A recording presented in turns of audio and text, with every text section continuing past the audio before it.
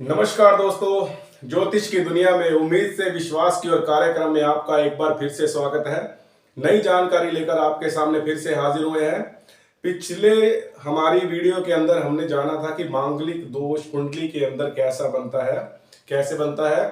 आज हम जानेंगे कि हमारी कुंडली के अंदर काल सर्प दोष कैसे देखा जाता है। काल सर्प दोष का भी एक बहुत बड़ा महत्व है कुंडली के अंदर। जैसे कि मांगलिक दोष के कारण लोग भयभीत हो जाते हैं, उसी तरह से काल सर्प दोष को देखकर भी लोग डर जाते हैं। लेकिन मैं आपको ये जानकारी देना चाहूंगा कि कोई भी योग और दोष अकारण किसी भी जातक को बिना वजह कष्ट नहीं देते। कई बार क्या होता है कि काल सर्प दोष अगर जातक की कुंडली में बना हुआ है तो भी जातक बहुत प्रसिद्धि और सफलता हासिल कर लेता है। यदि हम इनके नियम से उपाय को अच्छे से ध्यान से करें, इनको अच्छे से फॉलो करें, तो आपको कोई भी योग दोष बिना कारण परेशान नहीं करेगा। और इसलिए आपको इन चीजों से डरने की जरूरत नहीं है। ना ही मांगलिक दोष बुरा होता है और ना ही काल सर्प दोष बुरा होता है, ना ही कोई और दोष या योग जो आपकी कुंडली में बन रहे हैं वो बुरे होते हैं। तो आज मैं आपको जानकारी दूंगा कि काल सर्प दोष या योग इसको कैसे देखा जाता है कुंडली के अंदर। पहले तो मैं आपको जानकारी दे दूं कि काल सर्प दोष जो है वो हमारी कुंडली के अंदर कुल 288 प्रकार के होते हैं।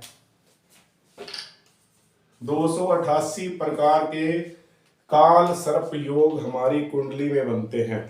लेकिन उनके अंदर 12 काल सर्प दोष ऐसे हैं जिनको कुंडली के अंदर देखा जाता है, जिनका प्रभाव जातक के जीवन के अंदर बहुत ज्यादा पड़ता है। बाकी जो काल सर्प दोष बनते हैं वो सामान्य रूप से होते हैं, लेकिन उनका असर भी जातक की कुंडली पर पड़ता है। तो चलिए जान लेते हैं कि वो 12 जो काल सर्प योग है वो हमारे कौन से हैं। तो सबसे पहले है हमारा अनंत काल सर्प योग। दूसरे नंबर पर आता है कुल्की काल सर्प योग। तीसरे नंबर पर आता है वासुकी काल सर्प योग। चौथे नंबर पर आता है शंखपाल काल सर्प योग। पांचवें नंबर पर आता है पद्य काल सर्प योग। छठे नंबर पर आता है महापद्य काल सर्प योग। सातवें नंबर पर आता है तक्षक काल सर्प योग। आठवें नंबर पर आता है कारकोटक काल सर्प योग। नौवें नंबर पर आता है शंखनाद या फिर शंखचूड़ भी इसे कहा जाता है। 10वें नंबर पर आता है पातक काल सर्प योग। 11वें नंबर पर आता है विशाकत या विषधर भी इसे कहा जाता है। और 12वें नंबर पर आता है शेषनाग काल सर्प योग। ये 12 काल सर्प योग इतने हावी और प्रभाव डालते हैं, हावी रूप से प्रभाव डालते हैं जातक की कुंडली पर। लेकिन इनसे डरने की जरूरत नहीं है। ये इतने अच्छे फल भी जातक को देते हैं कि जातक की सफलताएं इतनी शिखर पर पहुंच जाती है जिसके बारे में उसने कभी सोचा भी नहीं होता। तो इनको कुंडली के अंदर कैसे देखा जाता है तो वो आपको बता दूं मैं कि जो सबसे पहले काल सर्प योग का नाम है अनंत काल सर्प योग। यदि कुंडली के अंदर राहु ग्रह जो है वो पहली राशि में बैठे हुए हैं, पहली राशि यानी मेष राशि में, और उसके ठीक सामने की जो राशि होती है वो 7वीं राशि होती है। पहली राशि से लेकर 7वीं राशि के बीच में यदि सारे ग्रह आ जाएं, एक को छोड़कर, क्योंकि राहु ग्रह के विपरीत केतु ग्रह बैठते हैं, यानी कुल केतु को छोड़कर बाकी जो 8 ग्रह मतलब शेष रह जाते हैं। तो पहली राशि से लेकर 7वीं राशि तक यदि सारे ग्रह आ रहे हैं तो आपको अनंत काल सर्प योग पीड़ित कर रहा है। दूसरे नंबर पर आता है कुल्की काल सर्प योग। कुलिक काल सर्प योग का मतलब है कि यदि राहु दूसरे घर के अंदर है और 8वीं राशि ठीक उसके सामने होगी तो इन राशियों के अंदर सारे के सारे ग्रह अगर आ रहे हैं तो दूसरे नंबर का काल सर्प योग बनेगा। तीसरे नंबर पर आ जाता है वासुकी। 3 से लेके 9वीं राशि के बीच में यदि सारे ग्रह आ रहे हैं तो वासुकी काल सर्प योग का निर्माण होता है। चौथे नंबर पर है शंखपाल। चौथी राशि से लेकर 10वीं राशि तक यदि सारे ग्रह इसके बीच में आ रहे हैं तो शंखपाल काल सर्प योग का निर्माण होगा। 5वें नंबर पर जो है पद्य काल सर्प योग 5वीं राशि से लेकर 11वीं राशि के बीच में यदि सारे के सारे ग्रह आ गए हैं तो आपकी कुंडली के अंदर पद्य काल सर्प योग का निर्माण हो रहा है। छठे नंबर पर है महापद्य काल सर्प योग। छठे नंबर की राशि से लेकर 12वें नंबर की राशि तक यदि सारे ग्रह बीच में आ रहे हैं तो इसका मतलब है कि महापद्य काल सर्प योग का निर्माण हो रहा है। 7वें नंबर पर है तक्षक काल सर्प योग। यदि आपकी कुंडली में 7वें घर से लेकर पहली राशि तक सारे ग्रह बीच में आ रहे हैं तो आपकी कुंडली के अंदर तक्षक काल सर्प योग का निर्माण हो रहा है। 8वें नंबर पर आ जाता है कार कोटक। 8वीं राशि से लेकर दूसरी राशि तक यदि सारे ग्रह बीच में आ रहे हैं तो कार कोटक काल सर्प योग बनेगा। 9वें नंबर पर है शंखनाद या शंखचूड़। 9वीं राशि से लेकर तीसरी राशि तक यदि सारे ग्रह इसके बीच में आ रहे हैं तो शंखनाद या शंखचूड़ काल सर्प योग का निर्माण हो रहा है। उसके बाद आ जाता है पातक। पातक काल सर्प योग 10वीं राशि से लेकर चौथी राशि के बीच में यदि सारे ग्रह आ रहे हैं तो पातक काल सर्प योग का निर्माण होता है। उसके बाद आ जाता है विशाखत या विषधर। 11वीं राशि से लेकर 5वीं राशि तक यदि सारे ग्रह बीच में आ रहे हैं तो इसका अर्थ है कि विशाखत या विषधर काल सर्प योग का निर्माण हो रहा है। उसके बाद आ जाता है शेषनाग। 12वीं राशि से लेकर छठी राशि के बीच के अंदर यदि सारे के सारे ग्रह आ रहे हैं तो इसका अर्थ यह है कि शेषनाग काल सर्प योग का निर्माण हो रहा है। ये सारे के सारे जो काल सर्प योग है ये कुंडली के अंदर अच्छे से देखने के बाद ही आपको उपाय करने चाहिए। अक्सर हमें हमारी कुंडली के अंदर काल सर्प योग बता देने से ही हमें एक डर बिठा दिया जाता है कि आपकी कुंडली के अंदर काल सर्प योग बना हुआ है, लेकिन आपको ये भी जानना जरूरी है कि आपकी कुंडली के अंदर कौन सा काल सर्प योग बना हुआ है, क्योंकि इन सभी काल सर्प योग के अलग अलग उपाय होते हैं। यदि अनंत काल सर्प योग बना हुआ है तो उसका अलग उपाय होगा, कुल्की काल सर्प योग बना हुआ है तो उसका अलग से उपाय होगा। तो इस तरह से ये 12 जो काल सर्प योग बनते हैं सबके अलग अलग उपाय निकलते हैं, जिसको करने से काल सर्प योग के भी अच्छे फल प्राप्त होने लगते हैं। तो इसलिए ये जानकारी आपको होनी चाहिए कि आपकी कुंडली में कौन सा काल सर्प योग बना हुआ है। यदि आपकी कुंडली में काल सर्प योग है तो चलिए मैं आपको ये भी बता देता हूं कि काल सर्प योग जो है वो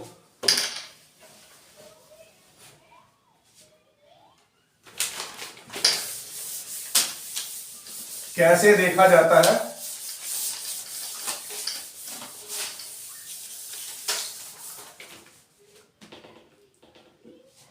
मान लीजिए हमने अपनी कुंडली में अनंत काल सर्प योग चेक करना है। चेक करने का अर्थ यह है कि उदाहरण के तौर पर मैं पहले वाला ही काल सर्प योग उठा रहा हूं तो आपको बताने के लिए कि कुंडली के अंदर काल सर्प योग को कैसे देखते हैं।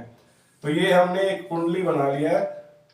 कुंडली के पहले घर के अंदर कोई भी नंबर मैं अपनी मर्जी से बिठा दूंगा।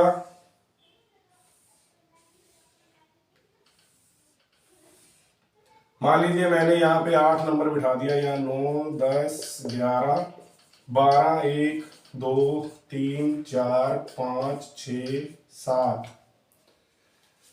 तो ये मैंने एक कुंडली बनाई है। ये नंबर आपने नहीं देखना, आपने अभी क्या करना है कि हमने अनंत काल सर्प योग यदि देखना है तो पहली राशि से लेकर 7वीं राशि के बीच में सभी ग्रहों के आ जाने से अनंत काल सर्प योग बनता है। तो ये देखिए कि मान लीजिए पहली राशि यहां है तो यहां पर राहु ग्रह विराजमान है। तो राहु ग्रह जो है पहली राशि में बिठा दिए हैं।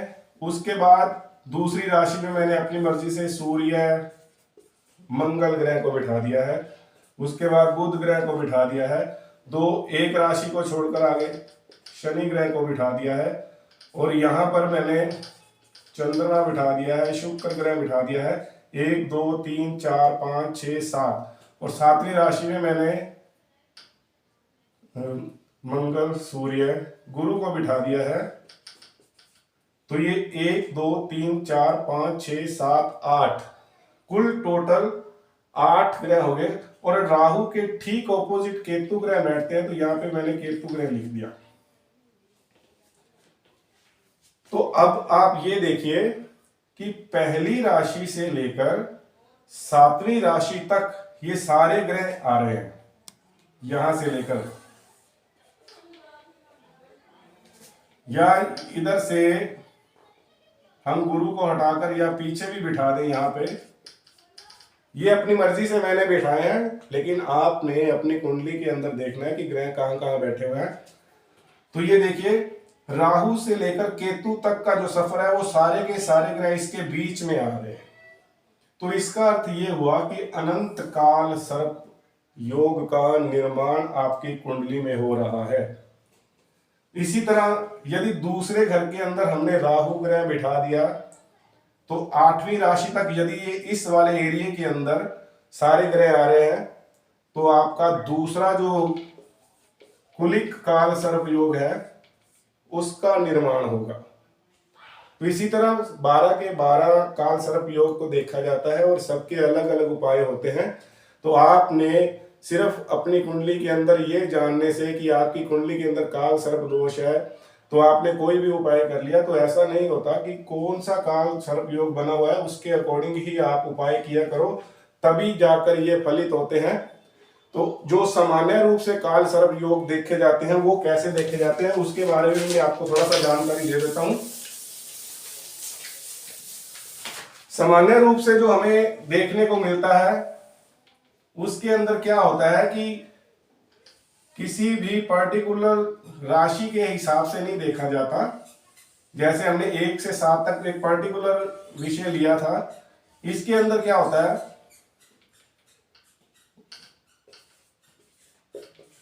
11 12 1 2 3 4 5 6 जो सामान्य रूप से काल सर्प योग बनते हैं उसको कैसे देखा जाता है। हमारी ये कुंडली के अंदर 2 रेखाएं खींची गई हैं, एक तो ये सेंटर में यहां से आ रही है और एक सेंटर से यहां में आ रही है। अब इन 2 लाइनों को पकड़ लीजिए। यदि ये वाली लाइन के इस तरफ सारे ग्रह आ जाए, एक को छोड़कर, क्योंकि केतु हमेशा राहु ग्रह के ऑपोजिट बैठेंगे, इस तरफ आ जाए तो सामान्य काल सर्प योग है। अगर इस लाइन के इस तरफ सारे ग्रह चले जाएं तो भी सामान्य है। अगर इस लाइन को देखें तो इस तरफ सारे ग्रह चले जाएं तो भी सामान्य बनेगा। अगर इस तरफ सारे ग्रह आ जाएं तो भी सामान्य काल सर्प योग बनेगा। तो इस तरह से काल सर्प योग को अपनी कुंडली में देखा जाता है। कल हम आपको ये बताएंगे कि कौन से काल सर्प योग का कौन सा उपाय होता है और आपको क्या करना चाहिए जिसके आपका काल सर्प योग जो है वो आपको अच्छे फल देना शुरू कर दे। तो इस सारी जानकारी को आप अच्छे से समझ लीजिए। इस वीडियो को 2-3 बार जरूर देखिए तो आपको जल्दी से समझ आ जाएगा। अगली जानकारी लेकर हम आपके सामने फिर से हाजिर होंगे। तब तक दीजिए इजाजत। नमस्कार। जय श्री राम।